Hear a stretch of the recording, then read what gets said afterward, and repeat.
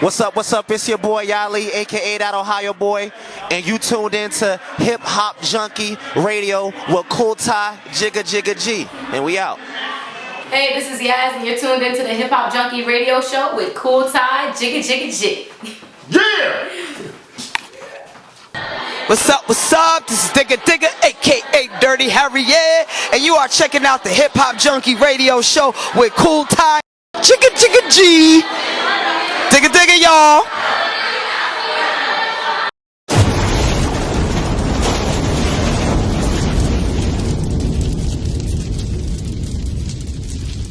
It's a Cool Ty, Jigga Jigga G production. Ladies and gentlemen, welcome to the Hip Hop Junky Radio Show, and welcome to the Hip Hop Junky Couch. And my very first and special guest, he is Zilla. Welcome to the Hip Hop Junky Radio Show. Peace and blessing, Ty G. It's an honor to be here.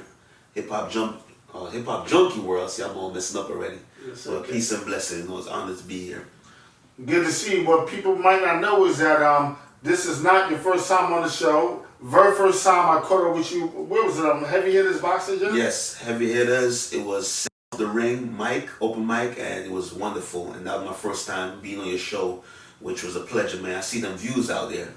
Yeah, no doubt. Numbers don't lie, people do. Now look, that's an inside joke, okay? Yeah. I want to talk about some of this beautiful hardware right here, man. What is this I'm holding in my hand? This is 2013 Super Heavyweight Champion jersey. This one I won my second Golden Gloves. And basically, it was a pleasure, man. Like, it was probably one of my best year. And, you know, been doing it since 2010. And this is 2015. So for 5 years, I've been doing it. And now I'm currently pro now. What was so special about 2013? 2013 was special because it was in Jersey City. And I remember fighting the guy, and I remember just basically trying to knock me out the first round. And I was like, hold up, you in my city, you trying to disrespect me in my city. And here it goes now. There's females that I know from college that know my personal name. They know by my government name. They wasn't called me Zilla, it was called by my government. So once they start calling by my government name, I knew I had to turn up on him. I knew I had to give him that ass whooping. All right, pass over this other beautiful piece of hardware. Yeah, this one will come apart. I got to get it together. Okay, what is this now? Yeah, this one is from the Diamond Gloves, and this was in 2011, I think. And this one was special also because me and the dude banged out real hard for this one. My coach, after this fight was over, the coach said to me, he said, Clark, some of the shit you hit it with, I would have went down. So it was one of them fights where we bang. When I say bang, we bang. So this one was special for me too. Straight slugfest, huh? Yeah. All right, let's talk about the Golden Gloves on your neck, man. Yeah, now the Golden Gloves now, I've been working all my life. So one is the Golden Gloves, one is the Diamond Gloves. And I work all my life for it, right? One dude from high school, B-Knots, BX, big up yourself, B-Knots, wherever you are in the world. Basically, when we was in high school, we literally watched this dude beat up, I think 5 or 6 dudes. And one of them had a knife trying to stab him, and they didn't stab him. And the fact that he beat the guy up, beat all of them up, and didn't get stabbed, I was like, you know what? I want to be a Golden Gloves. Then we went to the neighborhood, and everybody was talking about it. So for me, that was something special. I said, you know what? I want to achieve that. We used to slap box around my block, big up to PC and the BX. I was nice with the hands as far as slap boxing. But slap boxing in the street and in the ring is two different things. So in the ring, you have to know a box. But if you slap someone in the ring, it's going to piss them off, basically. In the street, it pissed them off too, but it works. All right. Let's talk about your training regimen, man. As far as training, definitely have to do your running. The running is very, very important. I was telling you earlier off camera that one guy fight, actually I won the championship that year, 2013. I ran 6 miles before the fight. It wasn't the same day, but the night before. You have to definitely do your running. Running is very, very important. Even though I overdid it that night. Now, as far as everyday else, we do 10 rounds in the bag. We do rounds, after 10 rounds, we do body work against the teammates. So I'll do, like, when it's close to fight, sometimes I do 20, 21 rounds. 10 rounds in the bag, 3 rounds with this teammate, 3 over here, 3 with the coach. So we basically work our way up to sometime, I said 2021. We go to the park, we do pull-ups, we do push-ups, dips, make sure we're the abs, because the abs is very, very important. A lot of people don't know that. In the boxing world, if you don't have tight abs, body work will kill you.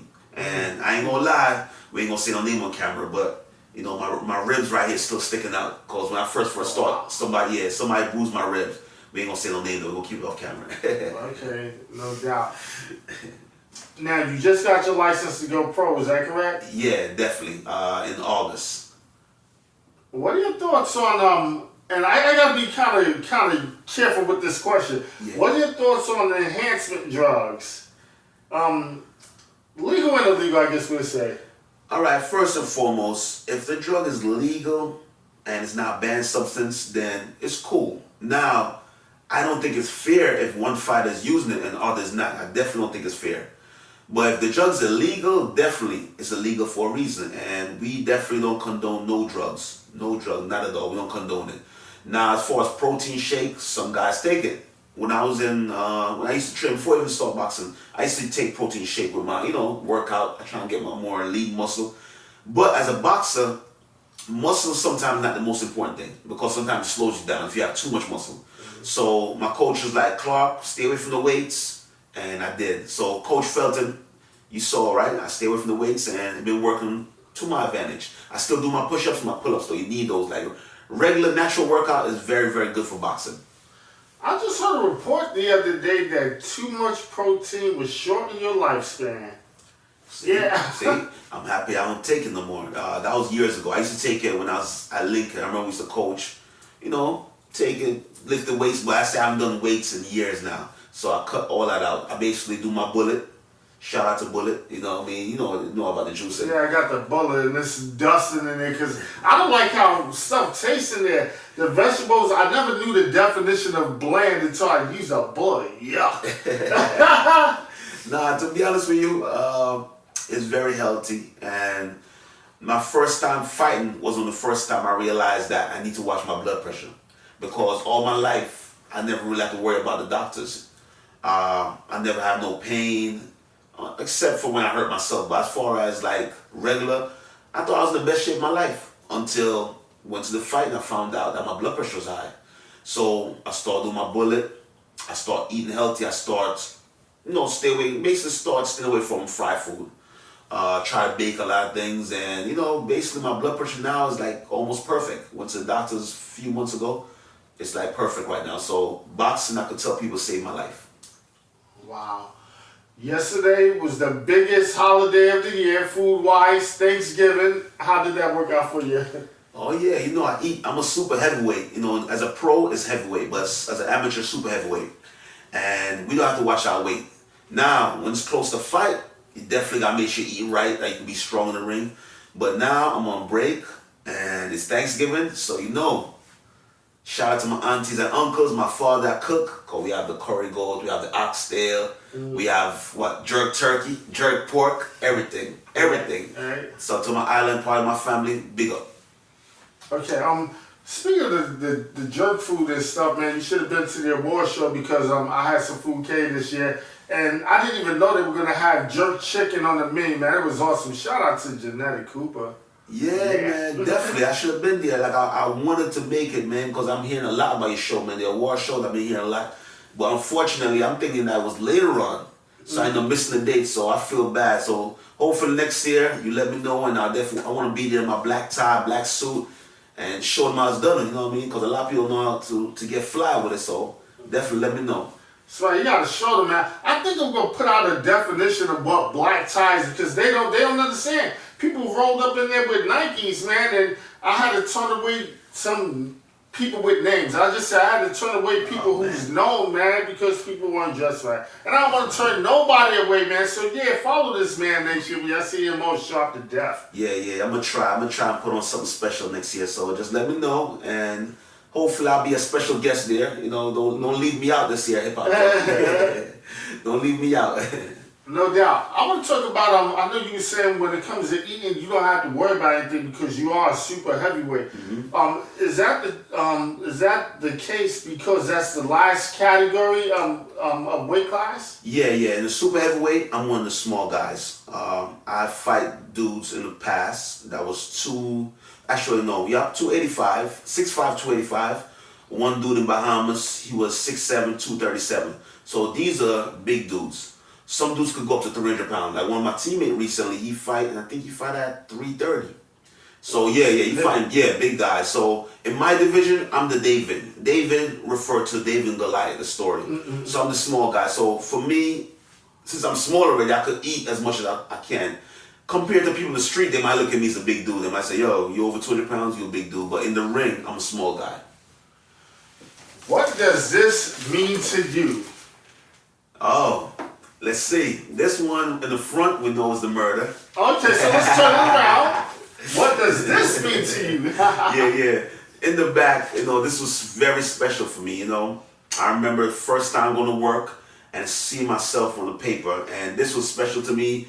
I ended up buying like over 100 copies because and I don't mean to cut you off, but the rumor was that you bought about 1,000 of them babies and just was passing them out, man. Nah, it's definitely not a rumor. I went to every store and I treated it like an album. When you go to a store and they say the album's sold out, that's what I was doing. I was going to stores to make sure it was sold out. And I was giving the people in the hood and everybody was like, that's you. They didn't believe me, so I had to show them. And once they saw it was me, there's a couple of dudes that showed me respect off this paper. They was like, yo, it's good to see that you still live in the hood and you stay in the hood and you're doing things for the kids in the hood. So it was a blessing to basically be acknowledged by my peers, and salute to the dudes on my block that show me respect and love. Definitely love y'all for that. No doubt. Let's move on to the musical aspect of him. There's so many aspects to this guy. You understand? He's a teacher. And you still a teacher, right? Oh, still a teacher, man. Big up to Jersey City Public Schools, and I'm still out here. They know me as Mr. Clark in the classroom. Alright, you had one song that was I don't want to say nasty, but it was vulgar. Like, do you ever have any problem with the school system? It's something about the chick spreading her legs or something like that. And I wish I could tell you which one. You looking like what?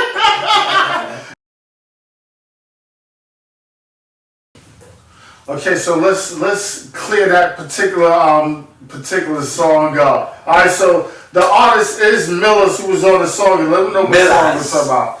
All right, the song was "Whip the Boy," and Millers was talking about a situation when he was younger. He was getting it in with a female, and mama come home and whip the boy, whip the boy, whip the boy. So basically, as far as the females, no, I respect my ladies. Like when I was younger, I definitely made sexual song, but always remember, we're human beings. You know what I mean? God created Adam and Eve, not Adam and Steve.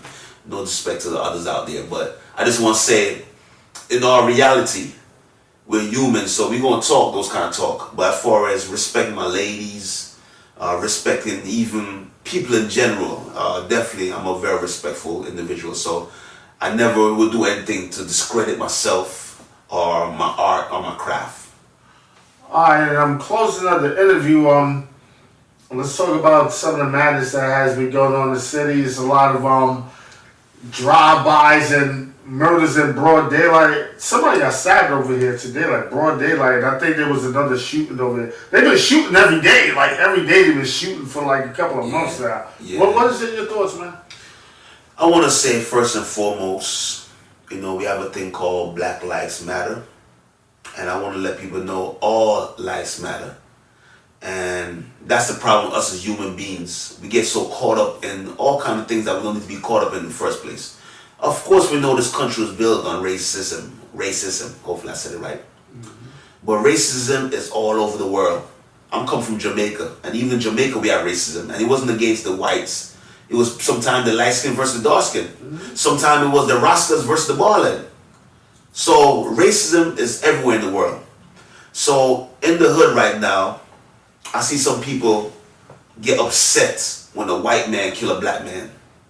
But then when a black man kill a black man, people don't march.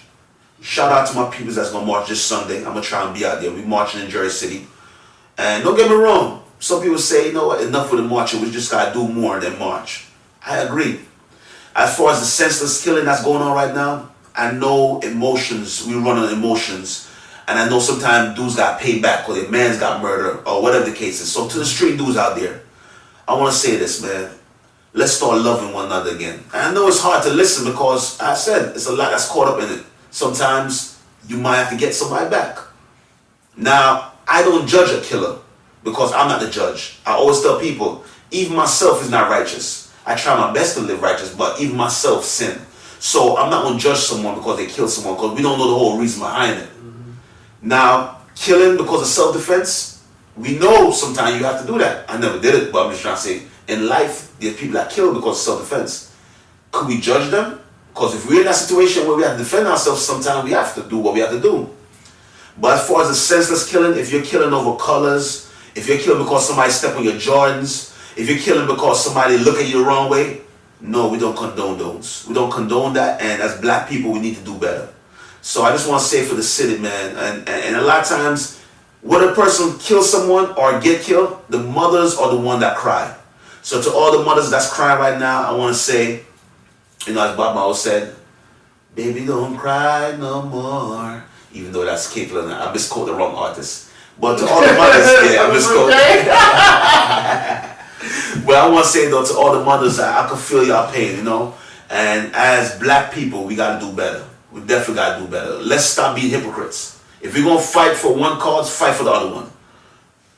And one thing I would like to add on too, Black lives do matter, but when will it matter to us? Ladies and gentlemen, here is my very special guest, Zilla. Thank you so much for your time, brother. Yes, Cool Ty G. You know what we said, right? Bang, bang, city. Yeah.